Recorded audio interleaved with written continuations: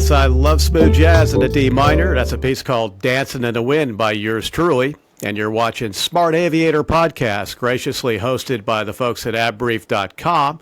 Well, you asked for it. This is episode number 1. And you know, I can't think of a better first guest than my friend Dean Siracusa. He's the founder of Flying Eyes Optics. Dean, I don't know anybody that knows eyewear better than you. And, you know, you and I go way back. I think it was somewhere around 2013 or so that I evaluated the first Flying Eyes. Hawk convertible. It's the Hawk convertible. And you got prescription lenses in those too. I do. I liked them so much that I put my own scripts in them. These are pretty tight-fitting studio headphones here, right? Yep. And these are pretty thick temples in the world of Flying Eyes. They're probably the thickest temples that you've got. That's right. These suckers slide right in. And what I've liked about these, you know, I use them on my bicycle and my cycling helmet. I use them in my full-face motorcycle helmet. Yep. I use them in the airplane. Yep. And like I said, I like them so much I put my scripts in them. And I've got a couple pairs of these things. But, you know, Flying Eyes brand aside, and you could talk about how you've gotten to where you've gotten. Everybody's been to the big air shows, and you've seen all the folks lined up deep at the Flying Eyes tent. Yep. But I think what we really want to talk about is how do you choose eyewear these days for the cockpit? Forget about these headlines that we see, best aviation glasses. Right. Nah, man, there isn't a best aviation glasses. That's like saying there's a best headset. There isn't. Right. Well, or best pair of shoes. I might be biased. However, I'll tell you that there are a lot of things to consider that even other eyewear brands legitimately have and don't have that I'm happy to talk about. Ultimately, my goal is more pilots wearing some kind of eye protection. And when I say eye protection, I mean sunglasses even are eye protection. The higher you go in altitude, for example, UV light increases logarithmically. And so if you're not wearing some kind of sunglasses, you're going to develop macular degeneration over the course of your career or your flying career, your flying time. And it's a serious issue. There was a study a few years ago about eyewear and pilots and why fewer pilots were wearing sunglasses in the cockpit because of this issue with UV light at altitude. With lens materials, it's really, really important that you pick the right material for pilots as a pilot. And because there are some lens materials like mineral glass and CR39 plastic, which is a standard plastic lens often used in prescriptions, they can shatter on impact. Just like if you had a bird strike and it's going to shatter your windshield, well, it can shatter the glass or plastic lenses that you're wearing and shatter a million pieces and get shards of glass in your eyes. So an accident, a bird strike that could be totally survivable, well, if you're by yourself and your lenses are, break into a million pieces and you're blind, that's an even worse day. So by default, Flying Eyes are all polycarbonate for our non-prescription glasses. And then with prescription eyewear, we have Trivex and high index and super high index, depending on the strength of your prescription, that we by default offer for prescription eyewear. So whether you're getting the glasses from us or somebody else, you really want to consider polycarbonate or even Trivex or high index or super high index if you're getting prescription. And really, really, that's so important to consider.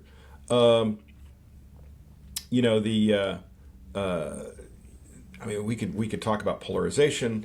A lot of people think that polarization blocks UV light, and it doesn't. It blocks a certain angle of visible light. That's what it's for. It's meant for, it's great for the snow, great for water. If you're on the water, you want to be able to, if you're fishing, you want to be able to see through the water and not have that glare. Well, polarization blocks a certain angle of visible light to block glare.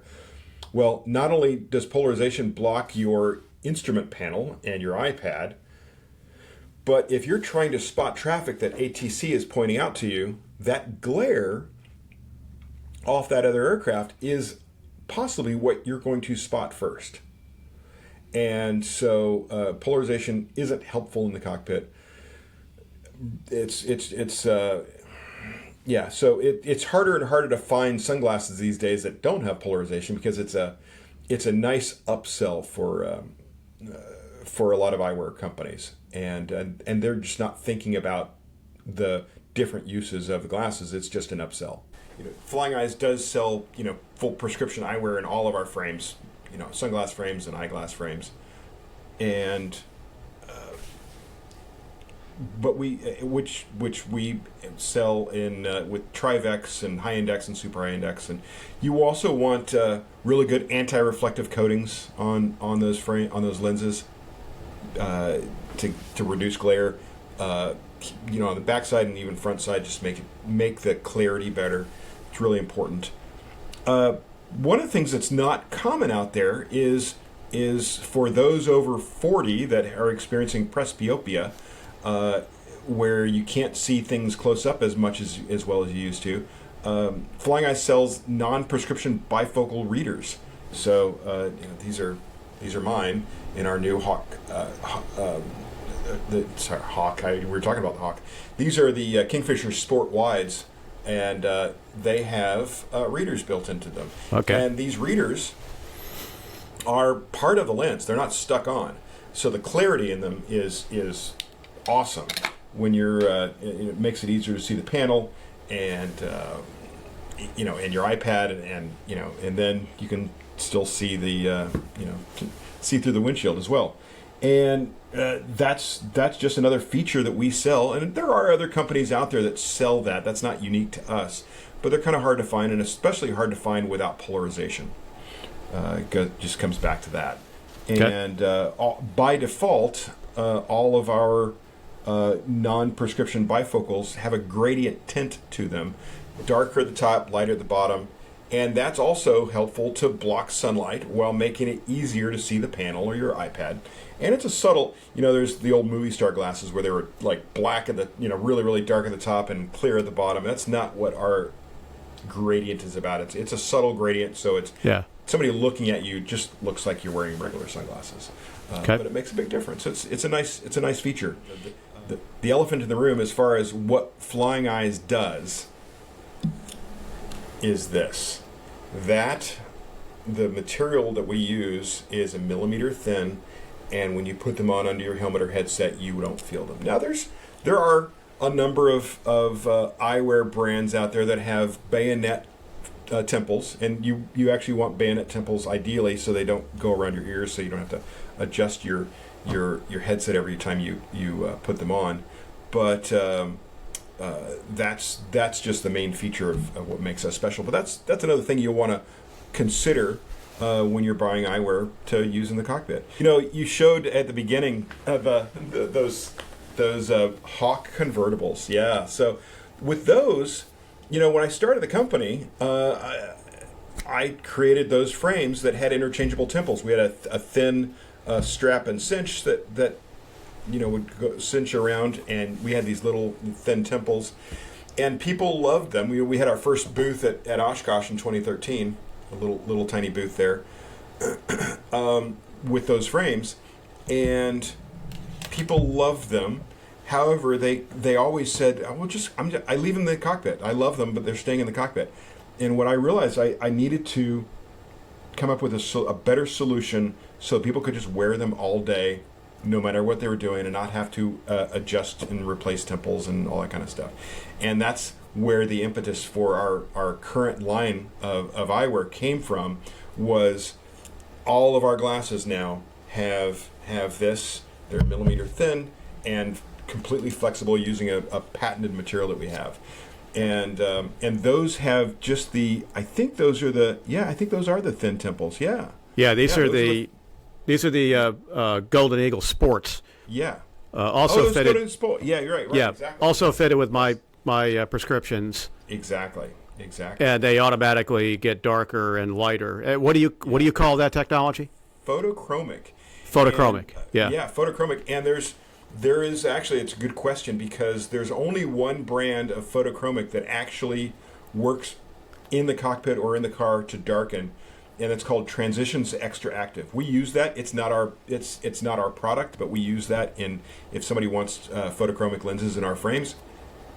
Transitions Extra Active is what you want to ask your optician about, and it actually does darken in the cockpit. So. Absolutely flawlessly, and I'll tell you a story. I like to tell this to people. So I'll launch into a bright setting sun, maybe, right, and I'll land total darkness, put the airplane away, drive home, walk into my kitchen, still wearing these things, and not realize I'm wearing them, and those are lenses that work perfectly, I think. We have a pilot who's also an ER surgeon, and he went to work one day wearing actually the Golden Eagles just like that with his prescription glasses, and they still had tints in them, but it was a photochromic, so it would darken and lighten, but it still had a bit of a tint to it on purpose. He wanted it really, really dark, and he went to the office where he was worked, and the nurses were asking him, Are you feeling okay? He's like, yeah, why? He's like, did you tie one on last night? No, why? He's like, well, why are you wearing those glasses still? And he's like, oh my God, I forgot I was wearing them. And they're just so light and comfortable, you forget you're wearing them. And those the lenses that we sell, whether prescription or just regular lenses, you just forget about them.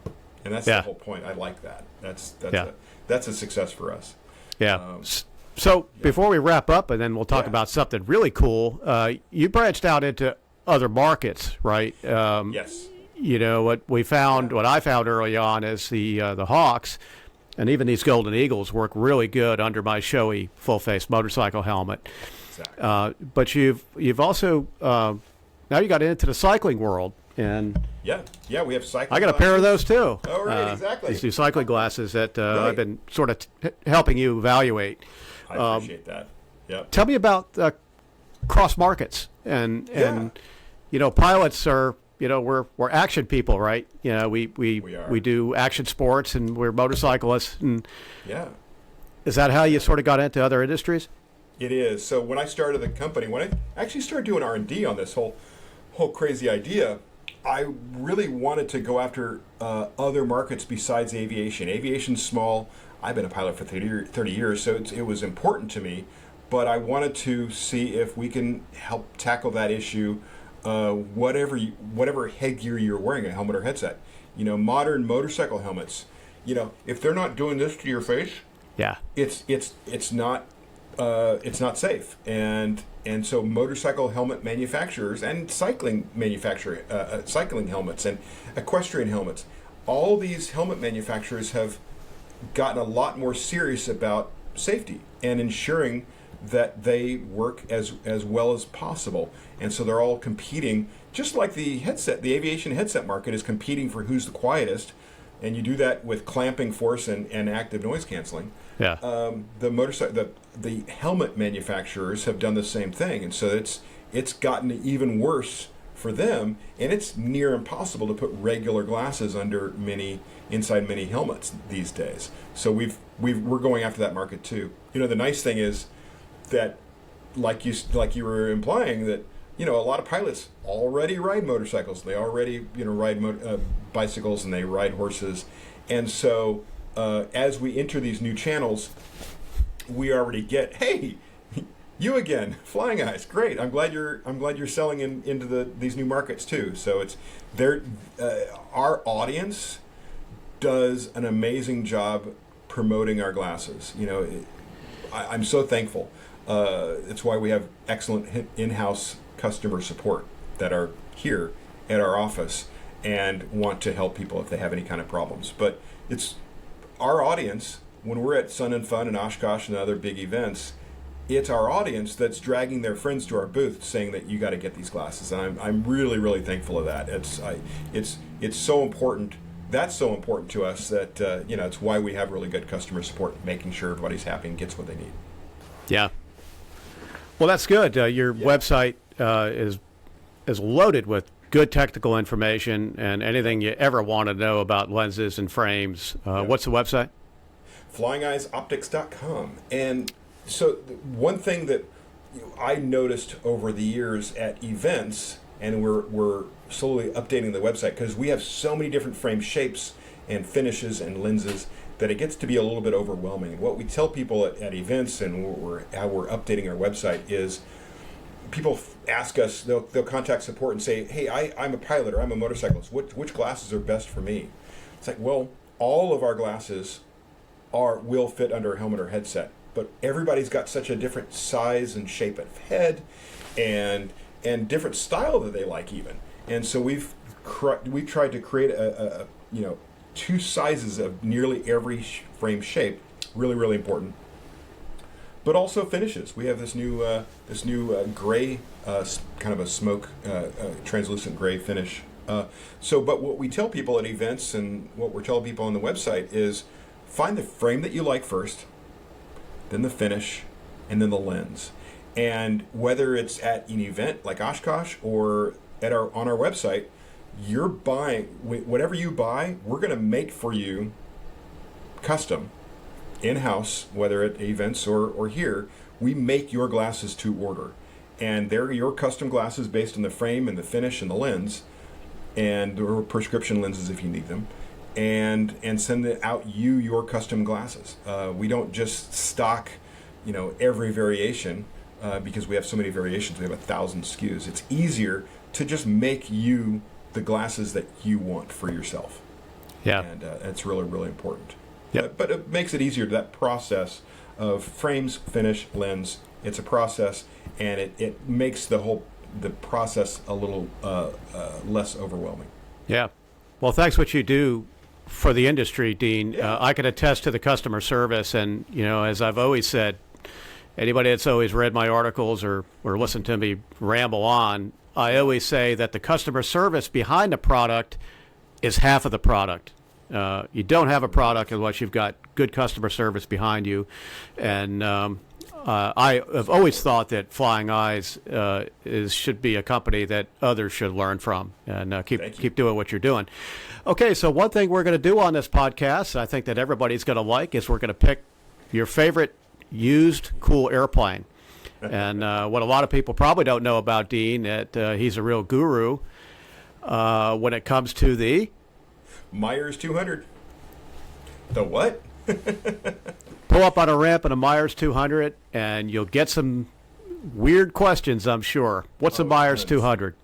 So Meyers 200 is a production airplane that was built. It's a production airplane built from the late 50s to the mid to late 60s.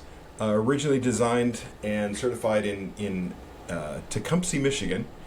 And then Aero Commander bought the line in the early 64, I think they bought the line, and moved production down to Albany, Georgia. Only 127 built, but no ADs on the airframe. It's the only high-performance complex that's never had an in-flight airframe failure. Nobody's ever broken one up in flight, and it's a standard category 4-seat steel airframe like a Mooney.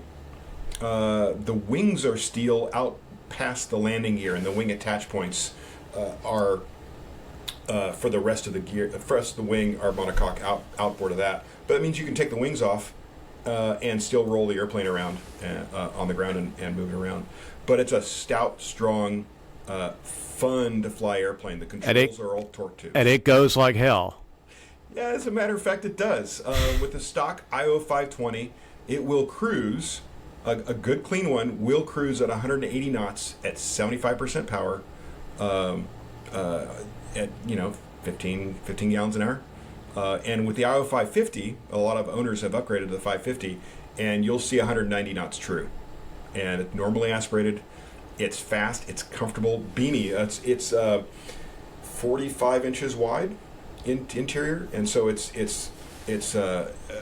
beamier than a Bonanza and some other high performance complex airplanes. So it's and big windows. You probably got a few photos. I've got a few photos. Big windows, wraparound windows, because it's got steel bars, basically a roll cage around you, so you can have these really big windows all around you. You've got great visibility, and a great owners community. People are afraid of orphaned airplanes, but it's. I bought my first one in 2005 and owned two of them. I've flown 22 of them now, I think, and none of us have ever had issues with parts and solutions to keep them flying. Never had a problem. Yeah. And actually, I want to say, it's your fault that I have a Meyers 200 and own Meyers 200s. With the articles that you guys wrote over the years about used aircraft, I read those books cover to cover about all of the airplanes that were in the used aircraft guide. And oh my gosh! And I realized that that was the airplane for me. I joined the owners group and flew one, and I was hooked.